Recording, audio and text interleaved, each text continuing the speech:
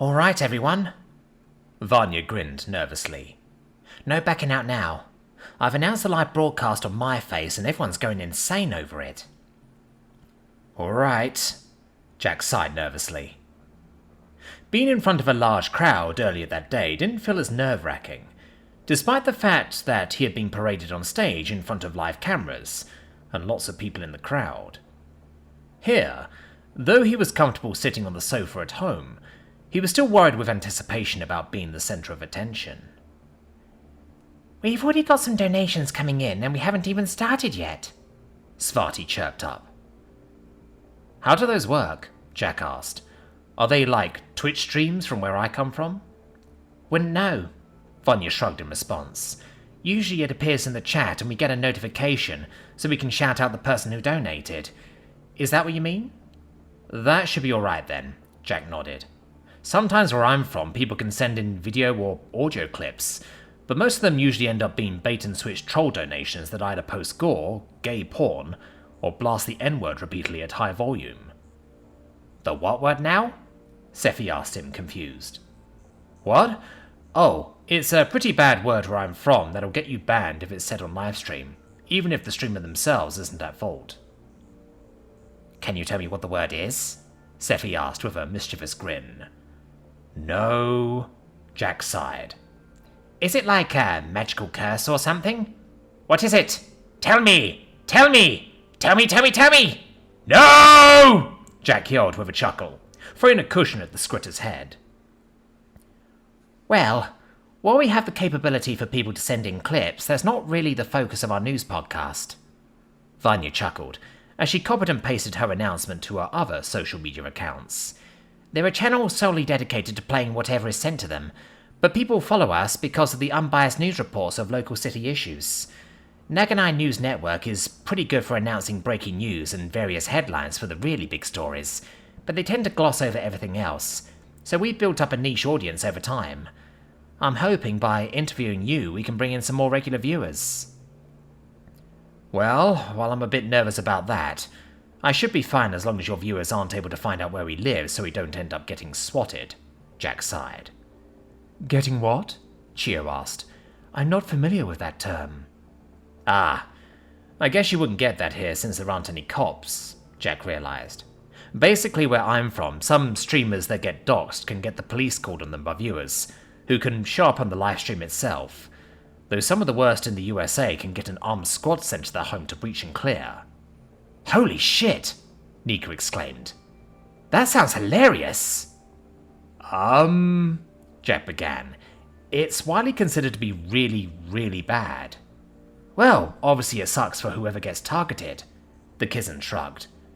But imagine how many assassination jobs we can do just by calling an armed response unit to go after them. Well, that won't happen here, Vanya told them adamantly. I've spent most of my time since coming here heavily encrypting my setup. Nobody's going to find us, and I'll be alerted if they even try. That's probably for the best, Alora diplomatically acknowledged. Anyway, I'll brew a teapot for us all, get snacks sorted, then we can sit down where you want us. Alora smiled at Vanya. Cool. The tuner clapped her hands together in excited anticipation. I'm going to recruit a few more people to help with production, and make sure we get as many people as we can tuning in. Then Sparty and I will make sure the cameras are all sorted, and we're all sat where we need to be. Are we all ready? We're ready to go live soon, and we've already got a ton of listeners in the chat. Hey, Sparty, could you pull it up? Vanya asked. I think this is a new record, Sparty excitedly reported. More and more people are tuning in for this. Everyone's curious about Jack. Lots of people from school are spreading the word on social media. Alright, I'll switch us to the intro screen now, Vanya grinned. Gotta find that sweet spot between getting as many people as we can and not causing anyone to bail due to delays. You all set up over there, Sparty? Yep, the Nira happily replied. Sending some viewer questions to your screen now. I know you already have some introductory ones, but there's so many. I'm doing my best to curate them for you. Awesome. Right, let's all get into position. Jack, you're next to me. Vanya smiled flirtatiously, as she put her arm around him and pulled him in close. Alright, everyone ready? We're going live in 3, 2, 1. An introductory video begins playing, and the live chat goes wild. Vanya's musical intro reminded him of punk music from Earth, which formed an unusual but effective harmony with various pictures and videos taken by Vanya in the past, before he saw Vanya's laptop show the live feed of the tuner front and centre, with Jack and Alora either side of her. Hello everyone! Welcome to this long overdue episode of City Talk. I am your host Vanya, alongside my co-host Svarti. Say hi! Hi everyone! Svarti waved, as the stream briefly cut off to the nearest camera, which also featured Chio, before cutting back to Vanya's camera. And we have some special guests tonight. Making his podcast debut, he is the subject of wild rumours and the catalyst of crazy shit. Please welcome on my right, Jack Frost. Hey guys! Jack waved at the camera as confidently as he could. Also on my left, we have my good friend Alora Glenfarinax. A largely of high standing at school, she's a class representative and member of the student council. And now we're going to meet the other members of their group, Vanya announced, before the camera moved back to Svarti and Chio. Next to Svarti we have Chio Darcy, an Alethi that possesses the usual innate psionic power of her species. Since she does not communicate verbally, Svarti shall be vocalizing what she says, for the purpose of the podcast.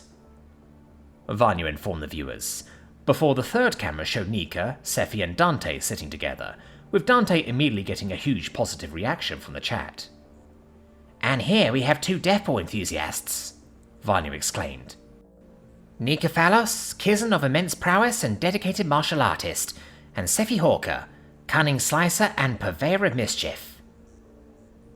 Vanya allowed a pause to follow, teasing the chat who were posting remarks on how cute Dante was. And finally, we have Dante.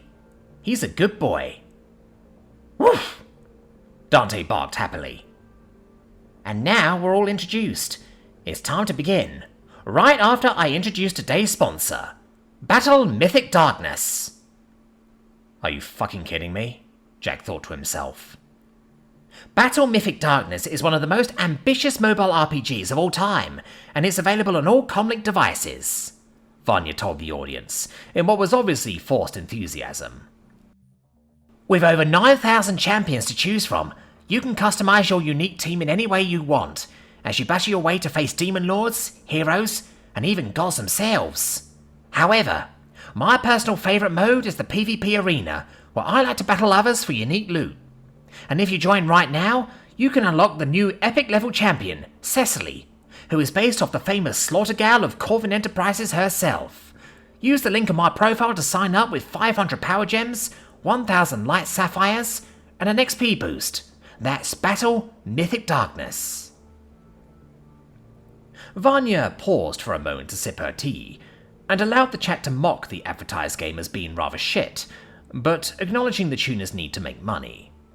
Anyway, Vanya continued after a moment, we'll be taking on some viewer questions in a moment, but first, to inform everyone watching who might not know, why don't you tell us a little about yourself, Jack? She prompted. Well, Jack began, I was born on my home planet, not knowing anything about other species or magic, or the craziness that happens here, until one night I went to sleep in my homeworld and suddenly woke up in the Pallid Pit. You heard that right, chap, Vanya emphasized, allowing Jack a brief respite. Jack is an outsider, who came here under some of the worst circumstances imaginable. Yes, Jack nodded. I fought the cult of the Destroyer until I was rescued by High Priestess Cornelia and several paladins of the Church of Astara, who took me in and helped me with the initial adjustment to the Temple of Hope. I met Alora there, was invited here, and that's where our adventure started, Jack concluded. And you've been through quite a lot since, Vanya noted. Some of it I already know about, others less so, but maybe we'll learn more tonight. Svarti, have you got a question for our guests? We've got lots coming in, the Nira grinned.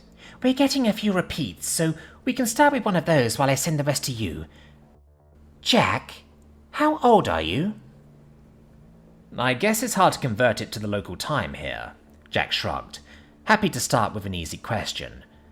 Back on Earth, I would have just turned 15 years old. Since my friends here are in the same class as me, they'd be around the same age in human years. Yep, he's my age too, Vanya grinned, chuckling as she saw the inevitable lewd comment shipping them together. Here's another hot question, Jack. What are your thoughts on Hive Station Bastila? It's fucking crazy, Jack began with a sigh. The existence of magic and monsters is one thing, but the complete lack of law and order, and all the crazy psychos out there is even worse. I barely scratched the surface of this place. I'm just trying my best to survive, but I'm damn grateful for the friends I've made that helped me. From what I hear of the city and places outside of it, it sounds like one hell of an adventure. And speaking of the friends that help you, we in turn are grateful for how you help us as well, as the recent clan Barsum ceremony has demonstrated. Vanya nodded with a smile. That leads on well to our next question, and this one is an important one for all of you. How have you all bonded as friends so quickly? A few of our viewers have their doubts. I get that, Nika nodded, happy to answer. But there is an expression the Red Legion uses that applies here. The strongest bonds are forged by the fires of hell. Sure, we were more curious about him when we started, but it was the weekend when we left the city for a job where things changed. We fought together, bled together, and almost died together. Nothing ties people together more than a common cause like that. Well said, Chio added, with Sparty translating for the viewers. It helps that his situation has some similarities to ours when we came together. What about you, Jack? Vanya asked. I'll admit, a lot of it was me just going with the flow, Jack sighed. I've been through hell and I'm always fighting to keep myself together. I came here with nothing, and without the friends I've made and the team I've joined, I'd probably be dead. Nika's right.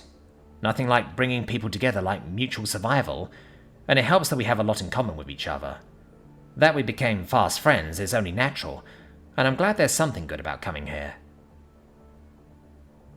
The girls all gave each other conflicted looks at that, and Vanya hastily moved on to the next question, going for a more light-hearted one. Okay. You mentioned before that some drugs here sound similar to drugs from your world, so we've got to get to the bottom of this. Yeah, hearing about Killer Kush and Commander Cocaine was really weird for me, Jack laughed. Both weed and cocaine are derived from plants in my world, with cocaine going through a bunch of processes to refine it. Pretty sure that's how most of the drugs work on Earth, though some may be synthesized somehow. I don't really know how they work. We had a bunch of school assemblies to scare us off, but that's about it. I've never taken drugs either. That settles it. It's different here, Scifi grinned.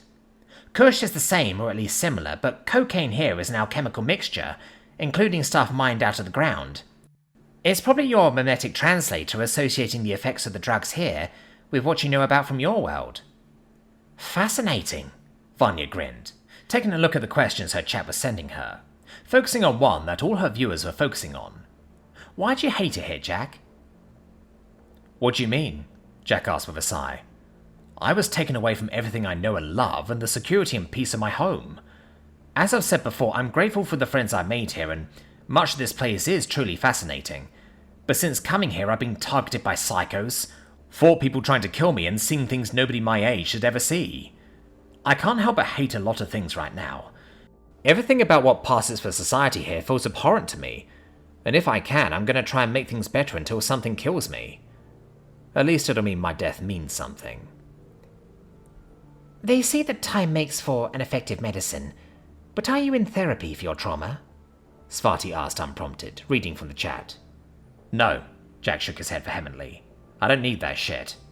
It won't change anything. Men from where I'm from have had to deal with bad shit for centuries without therapy ever being a thing. Sure, I thought about eating a bullet to end it all when I first arrived, but not anymore. So I'll be fine. Okay, Vanya spoke up, as Jack cringed at accidentally revealing too many of his thoughts. His mask was slipping. We're going to calm down from that with a few adverts and a few drinks. Stick around, and we'll be right back after a short break. Vanya held up a hand to signal for the others to wait, before confirming that ads were indeed playing. Jack? Alora finally spoke as his friends looked to him in horror.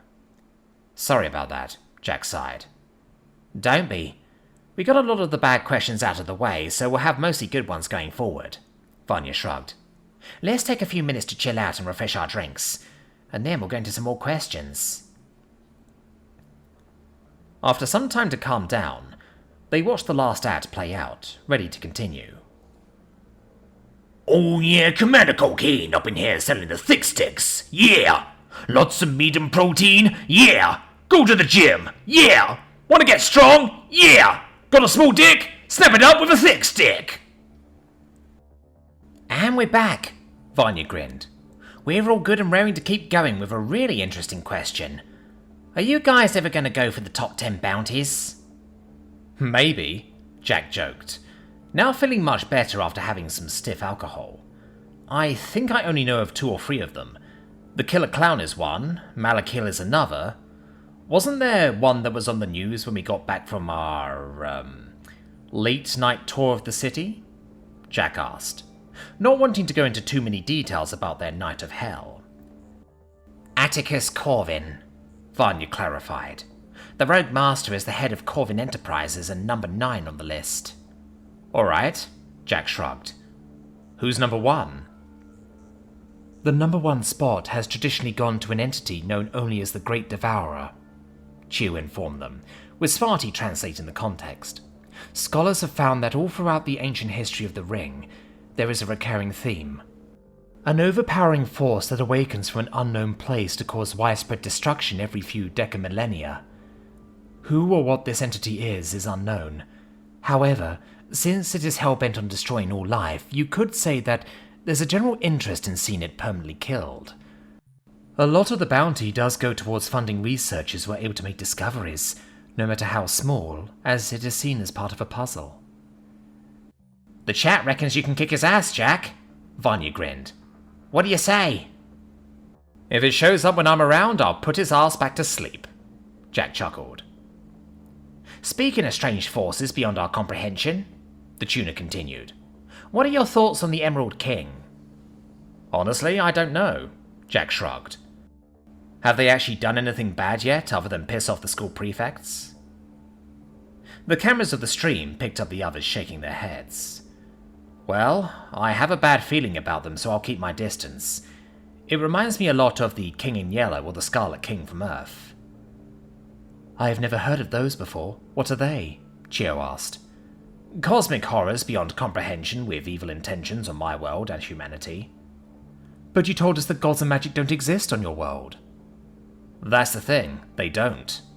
Both the King in Yellow and the Scarlet King are completely fictional, so I have no idea what this Emerald King is meant to be. Jack shrugged. My advice? If it looks and sounds bad, it probably is. Fair enough, Vanya grinned. Well, let's give you a break and ask the others a saucy question. What one thing about Jack do you find the most attractive? His kind heart and willingness to help others. Alora spoke up after a while with a smile. His mind and love for knowledge that almost rivals mine, Chio added. His preparedness and pragmatism in keeping us all alive, Nika shrugged. His huge Scifi! Everyone shut the scritter up with raucous laughter. All right, Scifi smirked. But I guess humans have enough common traits with all our species that he ticks a bunch of boxes. I guess that's why we're as attracted to one another as we are. Well, here's a follow-up question. Vanya grinned. What were your first impressions of Jack? A broken soul, Chio began. Though I am pleased to say that I think it's on the mend. Same, Alora agreed. It was good that I met him. Scifi and I thought he was pretty cool, Nika grinned. Gave us the fright of our life when we found out he'd be staying with us. How about now? The tuner asked with a smile. Things have moved really quickly, but I'm not complaining, Scifi smirked, while the others nodded their agreement. He's a full-on member of the team now. Can be a bit broody, closed off and paranoid at times, though. Moving on from that, Vanya began. How did you all end up living together? This district historically belonged to my family, Alora recalled as she sipped on her wine.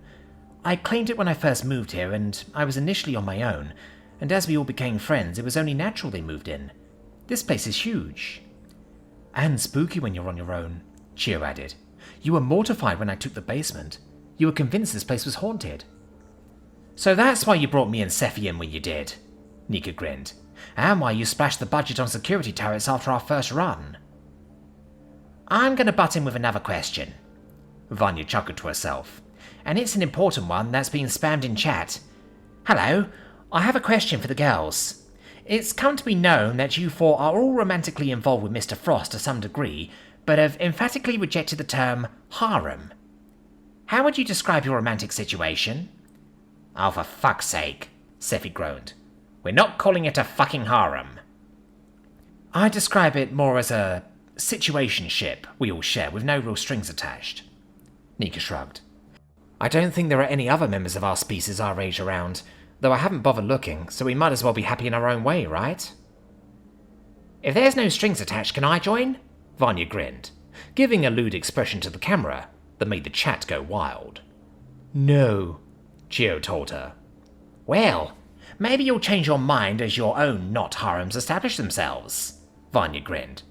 A question for Chio from one of the viewers who goes to school. Which of the schoolboys did you have a crush on before you met Jack? At that, the Elithi's face fell, but held her hand up to hold the others back. It was Spartawolf, she finally admitted, but he was a different person then. When I arrived here and first attended the school, we bonded quickly, and the time he defeated a notorious bully and almost killed her was when I felt strong feelings towards him. However, soon after we drifted apart. I don't know why, but he changed dramatically. Jack very much reminds me of the person Svartal used to be. Svarti, sadly, did not share all of those details for the audience. She knew what happened, and it was not a pleasant memory. Sorry, Chio, I didn't know. Vanya apologized. Alright, a few questions surrounding Scifi. Where did your last name come from? It's not my family name, true, Scifi shrugged. I just ended up picking the name for myself. Kinda rolls off the tongue, you know. And Jack, how would you describe Scifi's wings? Vanya asked.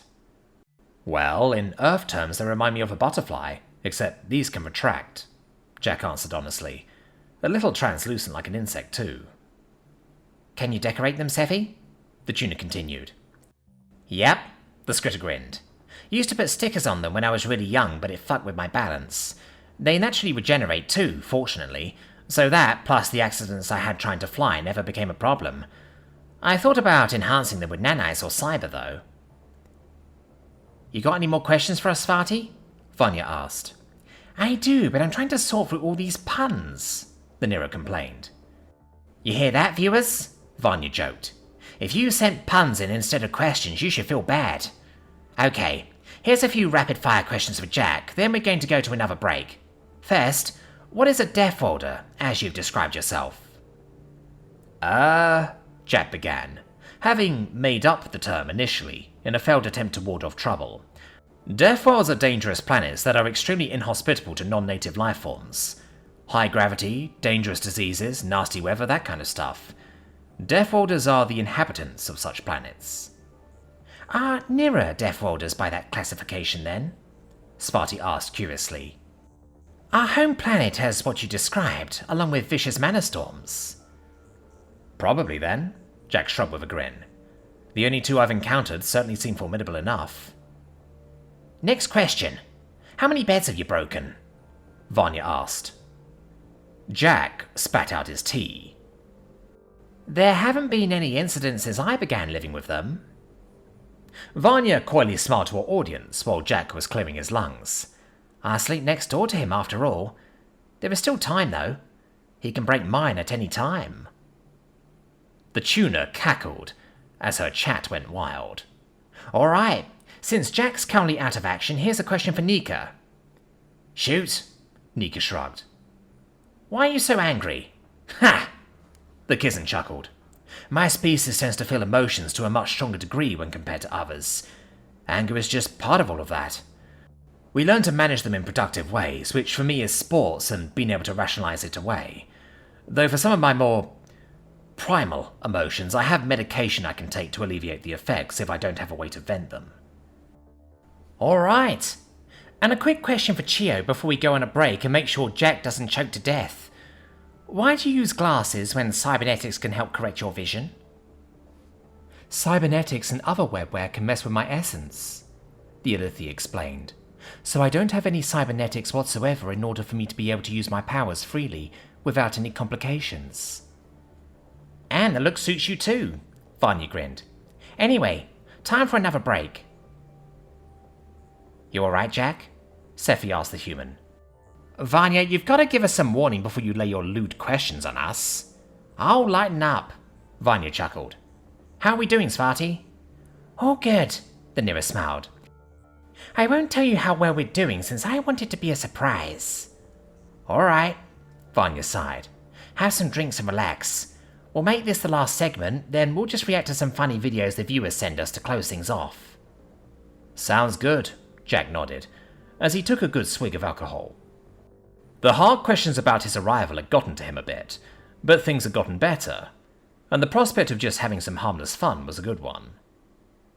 He just sat there and rested his eyes for a moment, before sneaking a look at the chat. He was heartened to see the many messages of support and thanks for his efforts against the clowns. Hey everyone, we're back! Vanya waved to the camera.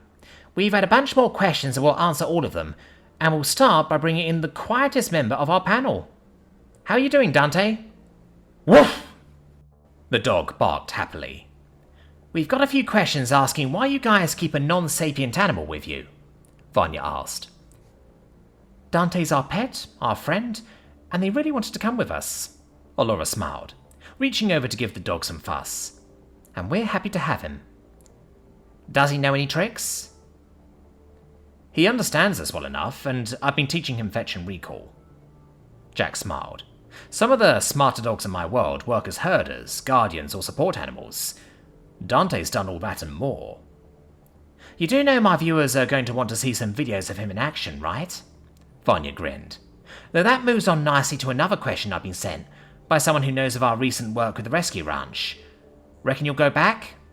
Definitely, Allura smiled as Chio groaned. It was great fun last time and we got some well-needed supplies for the district. Ben said he or the local green wardens might even call on us for some jobs at some point. Well, if you get rewarded with more animals, I won't be complaining, Vanya smiled. The copperbacks we brought back with us are doing well. They're pretty much yours at this point, Vanya, Nika smirked. I like relaxing and just watching them, the tuner admitted. It helps me whenever I can't sleep. I've just seen a random question for me. Svarti spoke up with a confused expression. No, my people do not possess legs in the same way, though as we evolved as arcane beings, we have the potential to modify ourselves magically, with few side effects should we so choose and if we have the coin. I guess a few of our new viewers curious about Jack are unfamiliar with your species, Svarti, Vanya shrugged. Got a few more quick-fire questions now, and I'll read this one as it was written. Yo, why your name is Frost when you's warm-blooded?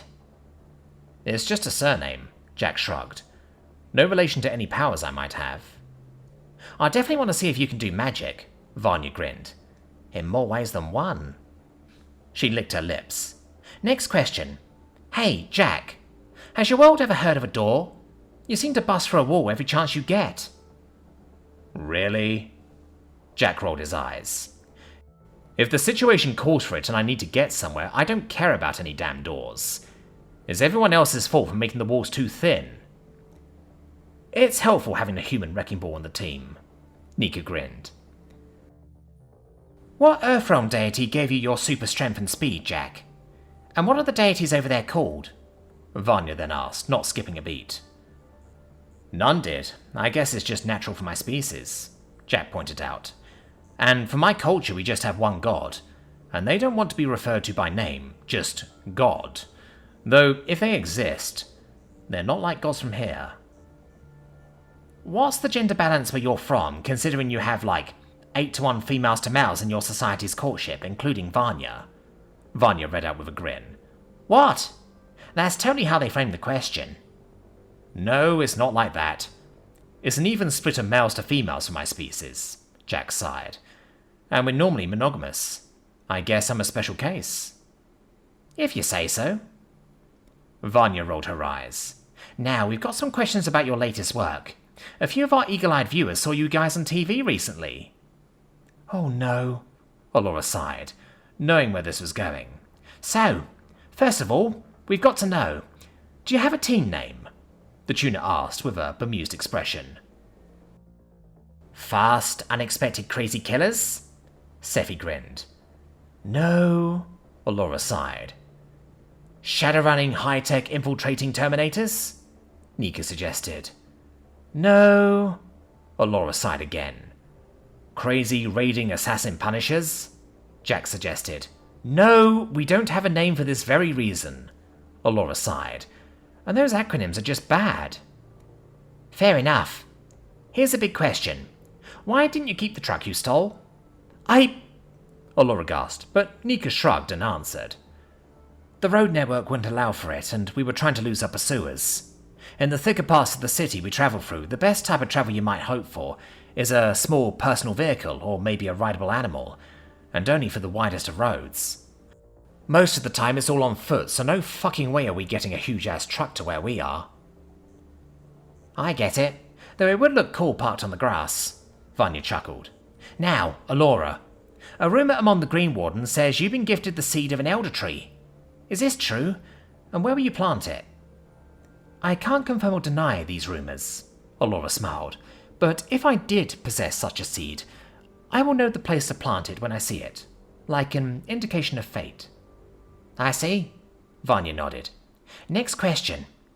It is all but confirmed at this point that you had a confrontation with Red Legion aspirants a few weeks ago that didn't end well, yet you have friends that are part of the Red Legion.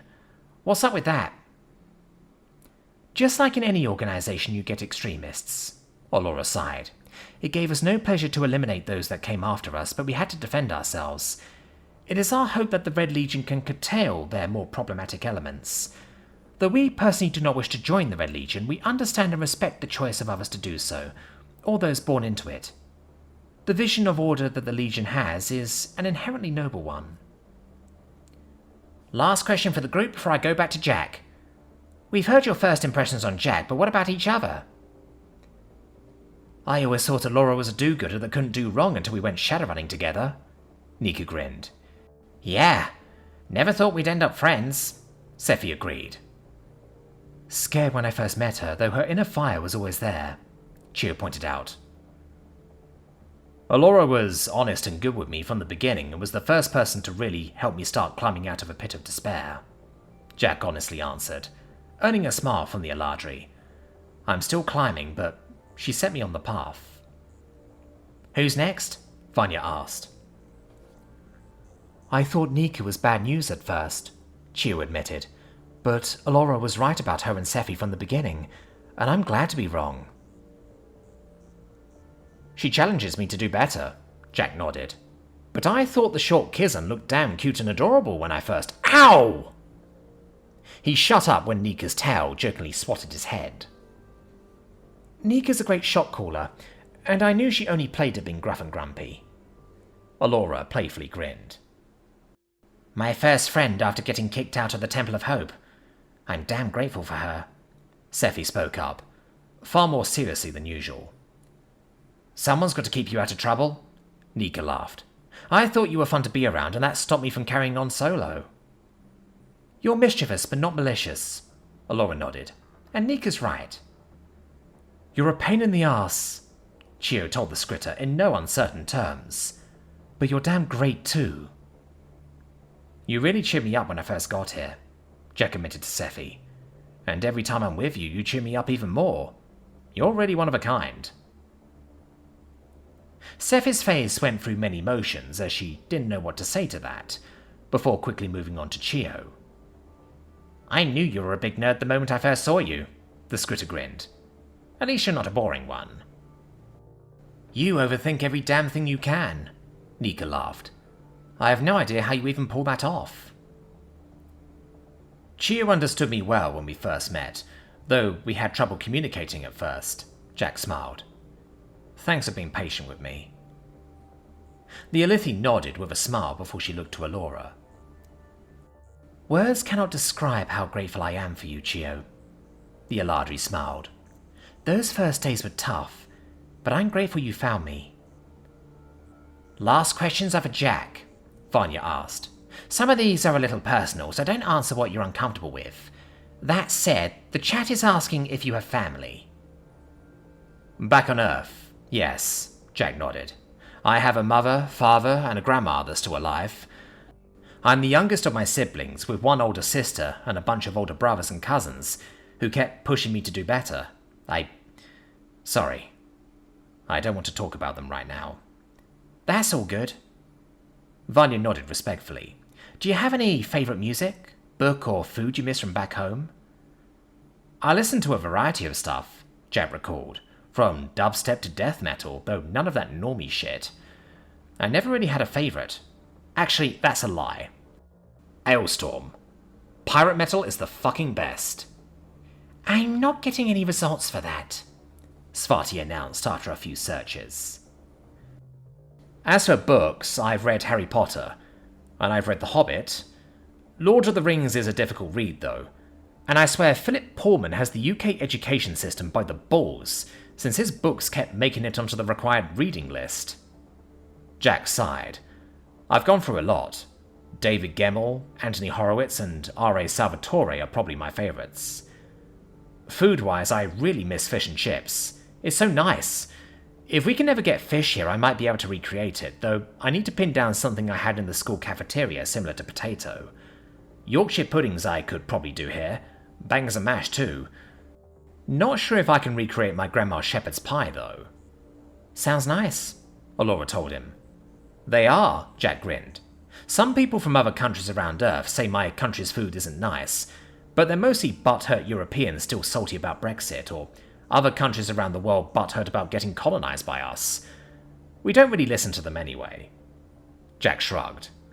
I'll take your word for it, Vanya told him, before reading another question. Okay. An anonymous classmate who was present during the clown attack wants to know what your current status is with Spartawolf. Really? Who sent that one? Nika asked, while Sparty looked sad at the question. Still an enemy, though fortunately for him we have worse to worry about right now. Jack? Vanya asked. I don't know, Jack sighed. Sparty's right about him, though. He and I are very similar, though often at odds.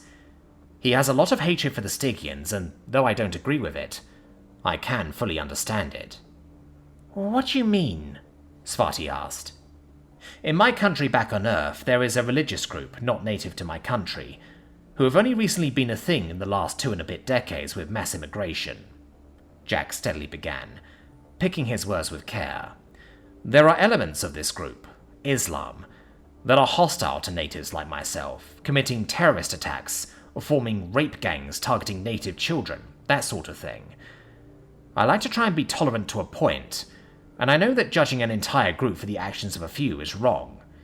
Despite that, however, I know full well that if my mother or any of my loved ones were hurt or worse by them, I'd be calling for their fucking blood. He paused at that, and then sighed deeply, looking at his trembling hands that he fought to compose. That's why I understand. Svartal's just like me. I hope things get better. Sparty sympathetically smiled. I know that the Barsum triplets want that to happen. I believe Loretta floated the idea of both of you joining them for a fivesome. Jack spat out his tea. Again. And that's pretty much it, Vanya nodded, as Jack quickly recomposed himself while the others all roared with laughter. Unless there's anything else you really miss, Jack. TV shows or movies, perhaps? I stopped watching Doctor Who after Matt Smith left, though House of the Dragon looked alright. MCU is shit now, Star Wars is shit now, John Wick is fucking awesome though, I'll miss that, and anything else Keanu Reeves does. He's a cool guy. Henry Cavill too. He was great in The Witcher and playing Superman despite the shitty writers. Oh fuck! God fucking damn it! What? Everyone asked Jack in alarm. Henry Cavill was working on a live-action 40k series. I'm going to miss all of that. Fuck! Shit! Bollocks! After several minutes of calming down, Vanya wisely decided to wind down the broadcast, bringing up some videos for the panel to react to, as well as give their thoughts on current events. Overall, it was a fun stream, and everyone had fun after that. And that's all we have time for tonight, Vanya finished with a beaming smile. Thank you very much, Jack, Alora, Chio, Nika, Scifi, and of course Dante for joining me and Sparty. Maybe we'll see you again on the show sometime.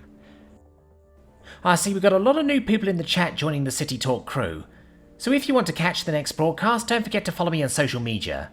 And if you can't wait, you can view my vlogs on NetTube and news reportings on my website. Links in the description and posted in the chat. Thank you all for watching, and until next time, stay safe. Vanya clicked a few buttons and waited for a few moments to confirm the broadcast was over, before she slumped back with a sigh of exhaustion, her happy smile not going anywhere. Jack was very happy to see the tuna like this. He hadn't seen her this happy since before the clown attack, and knew that Vanya had needed this. That has got to be the most successful podcast we've ever done, Vanya grinned, emotions going through her mind. Holy shit! We've had so many donations and new subscribers already. Wow. I have a lot of planning to do, but just wow. Thank you so much, everyone. Jack, I could kiss you right now. I probably will when I get the chance. Let's not get ahead of ourselves, Alora chuckled. But I'm glad things are getting better for you, Vanya. And you too, Sparty. They are, aren't they? Vanya exclaimed. Gods, I've been feeling like shit ever since that attack. And while the memories still haunt me, they sure as hell don't feel as bad right now. Damn, I need to take a walk and get some fresh air. There's so much I need to do. Put the kettle on while you're at it, Alora called after her as the tuna got up with shaking legs. How are you feeling, Sparty? You've only just woken up. You've been a hell of a trooper. I'm managing, Sparty tiredly nodded with a weak smile. Though that lesser lifestone of yours has been helping me immensely tonight. I need to get some rest soon. I'll teleport back home once we've wrapped up here. About that, Alora smiled, trying to be gentle and tactfully broach the subject. I'm sure you know that House Malakiel has a dubious reputation, and we're all worried about you. You're always invited to come live with us if you don't feel safe. I know you've never wanted to leave your brother in the past, but things have now obviously changed. If you ever need help, don't be afraid to call us or visit at any time. Thank you, Alora, Sparty nodded. But I'm fine, really. Things are really getting better for us. I'm glad, Alora nodded. But we're always here if you need us. Thank you, Sparty smiled. I understand your concerns, but House Malakiel has treated us well so far.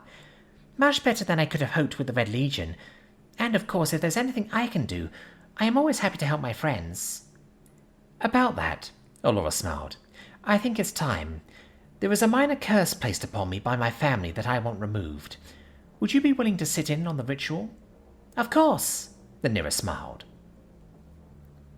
Only a few minutes later, the circle of arcane inclined had taken their seats as indicated by Alora. Chio, Vanya and Sparty were casually sat next to each other, while Abida and several others had all been called, more than willing to assist in the ritual, though confused as to why they were required. I wish to make a statement to my family by doing this, the Eladri sadly smiled. Make no mistake, this shall likely be seen as a declaration of hostile intent by them, and I am fine with that, no matter the consequences. I will lead and conduct the ritual myself, so no repercussions will reach you. If you want to back out now, then feel free to do so with no shame. Nobody did. Chio even looked a little insulted. Very well, thank you, Alora smiled as she began casting. I can detect the presence of the curse. It's like a faint dark cloud on your aura. It's very subtle, but it's there, Chio informed Alora a few minutes later, as the Alethi illuminated it for everyone else in the ritual circle to see, as Alora kept chanting her prayer. Channel your intentions and focus on the curse breaking, shattering like glass. The prayer of Alora grew louder in volume, turning to a full crescendo as the Eladri focused her will into one single word. Rasherno! Jack couldn't say for sure if he felt anything, except maybe a slight draft of wind. but he could see Alora suddenly relax as the curse was broken. And that is that, the Eladri sighed as she stood, placing a hand against a wall to support herself. My family now knows for sure of my defiance. There will be a response to my taking a stand, but I don't know what that will be. The die is cast. Jack nodded in understanding, using the appropriate metaphor, as he placed a comforting hand on her shoulder, the others looking on, not sure what to say. You've crossed the Rubicon, but just like Caesar, you haven't crossed it alone. I'm with you. We're all with you, Nika grinned. Thanks, everyone, Alora smiled. I think we're done here for tonight. Last round of drinks before we turn in for the night? Scifi grinned, leading everyone out. Jack was the last to go, leading Alora away, before the door suddenly slammed closed. Vines from the nearby plants snaked around to bar the way. Actually, you and I are not quite done yet. Alora shyly smiled as he turned around to face her. Now that my curse has finally been removed, we have some unfinished business from the party, and I believe I have some catching up to do.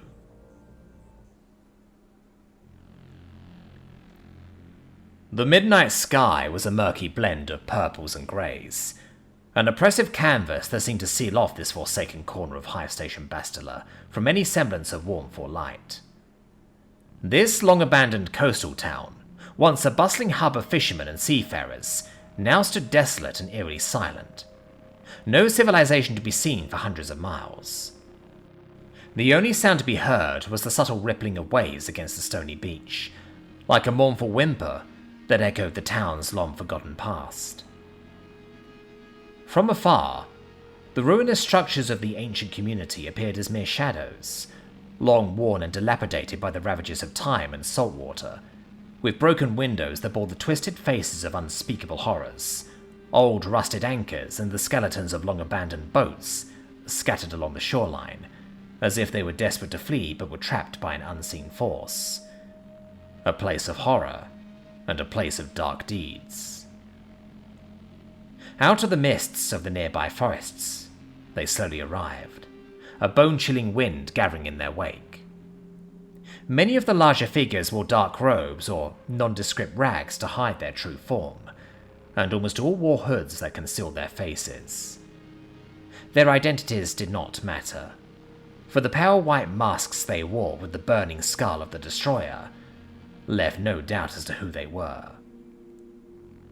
Long forgetting their mortal name, or anything else of their life before she came into the destroyer's embrace, the trickster strode forward with purpose towards the beach, flanked by her force of cyber-zombies, dreadbeasts and silencers.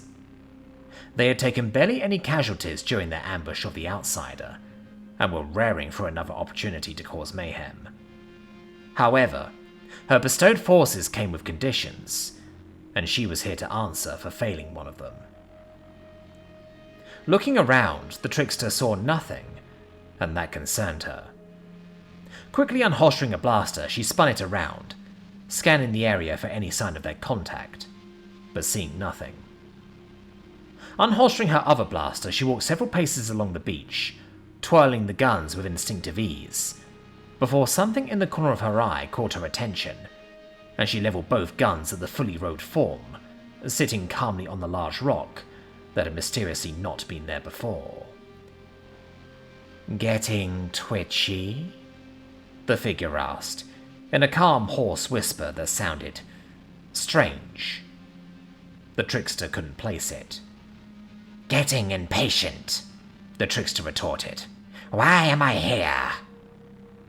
"To answer for your failure," the mysterious figure retorted. "The outsider poses a danger, and he is a more resourceful threat than even I anticipated." "Cack!"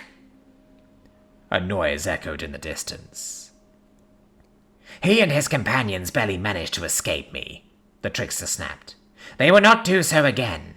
Either I destroy them or they destroy me. They know about my phylactery now, and I don't fear eternal entropy." The trickster tried to look directly at the figure, but for whatever reason, natural inclinations or supernatural power, she found that even her undead gaze could not focus on their visage. "Cack!" Cack! The noise sounded again, coming closer. Enjoy your games, just get it done, the figure cautioned. The outsider cannot be allowed to live. Those that live outside of the tapestry of prophecy are cursed to disrupt it. I was there when he was paraded by Clan Barzum for his recent efforts. He even may have seen me, somehow. Cack! Cack! Cack!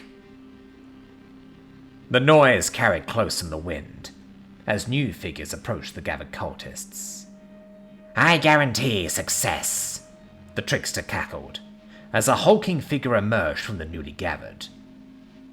The grotesque rat-like monster, with matted, oily black fur, was a tower of thick, scarred muscle and gruesomely effective cybernetics that sneered down at the trickster, with glowing crimson cyber optics. Greetings, Skitterdeath. I knew you couldn't resist a challenge, the trickster smirked. Who's the meat for the slaughter? Cack! Skitterdeath snapped, with their bolted razor-sharp maw. The outsider, Jack Frost, who is responsible for the destruction of our gathering at the Pallid Pit, the trickster informed them. I know you've heard of them. They have since distinguished themselves in other ways. I plan an ambush from which they have no choice but to stand and fight. Cack! They had better be worth my time, Skitterdeath spat. I want the killer clown, or the best Corvin has, not some boy. Cack! Too long have I been denied a foe worthy of Skitterdeath.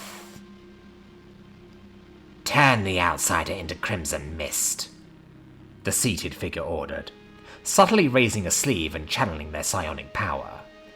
He cannot be allowed to live. Grant him the eternal gift of nothingness, and the Destroyer himself shall smile upon your work. The power of the figure ignited a strange euphoria in Skitterdeath he had not felt in ages. Cack! Then I seal my promise. It shall be done. Cack! Cack! Cack! Cack! Cack! Cack! They yelled into the night sky, as their twin Gatling blasters spooled up and lit the night sky up with the green glow of plasma fire.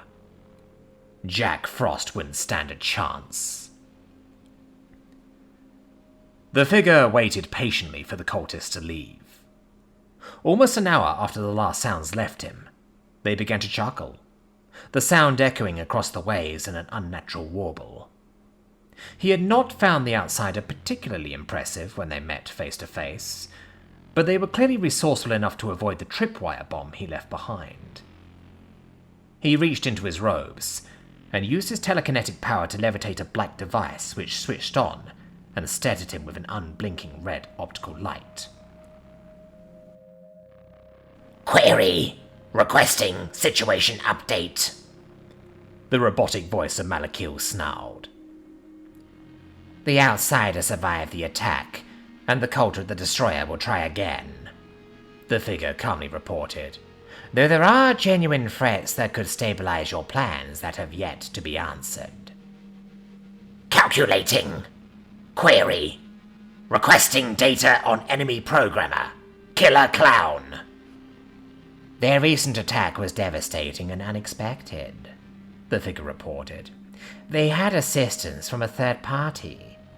Ironically, it was the outsider who discovered Dr. Reyes Grine as one of the conspirators, though I could not locate them myself.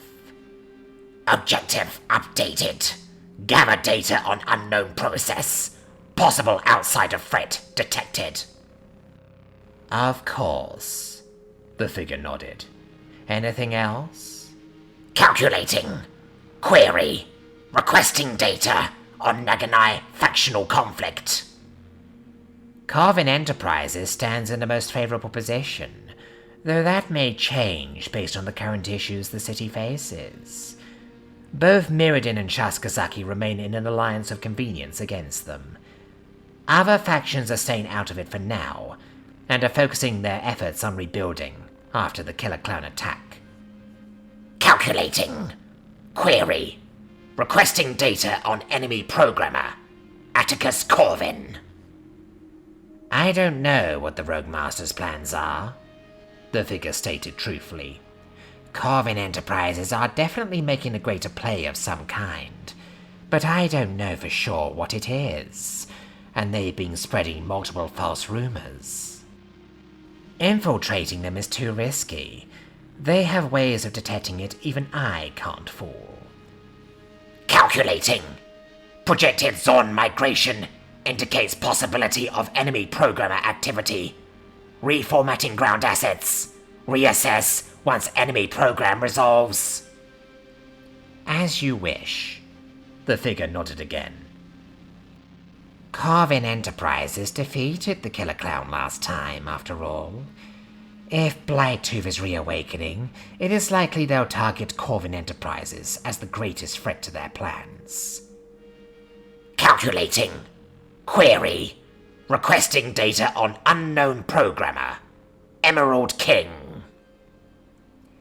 Their preachers just showed up at once, around several places of the city, the figure explained, and it's highly concerning. I ripped into one of their mines and found nothing prior, like it had already been wiped.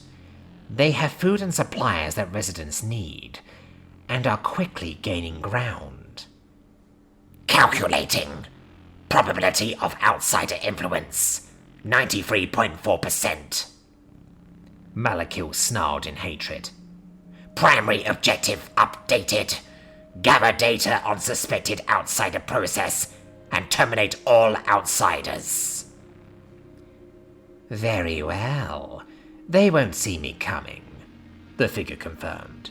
Though there is still the question of that second presence. The one that showed Dubaku the spawn of Nekton, that not even you knew about. Have you worked out who or what they were? Malakiel did not respond. And may I ask why outsiders always take precedence in your calculations? Data unavailable, Malakiel responded, in a very uncharacteristically hesitant way that disturbed the obfuscated figure to no end. Very well. I beg your pardon, the figure nodded, as they moved to put the device away. Lameth. Malakiel suddenly spoke up, and the figure, Lameth, dutifully stopped. Possibility of primary threat activity, 72.7%. Asset loss, unacceptable. I shall be appropriately cautious, Lameth nodded, as the connection ended. Staring out towards the crashing waves, Lameth shuddered ever so slightly. Turbulent times were ahead, but like always they would weather the storm. As his form shifted back into its true appearance, his robes fell to the side, alongside the dripping grey ichor of his transformation, failing to be washed away by the waves. Floating with potent telekinetic power, his large serpentine tentacled form lazily moved forward, malevolent eyes gleaming like moonlight before diving deep and embracing the balm of the sea depths.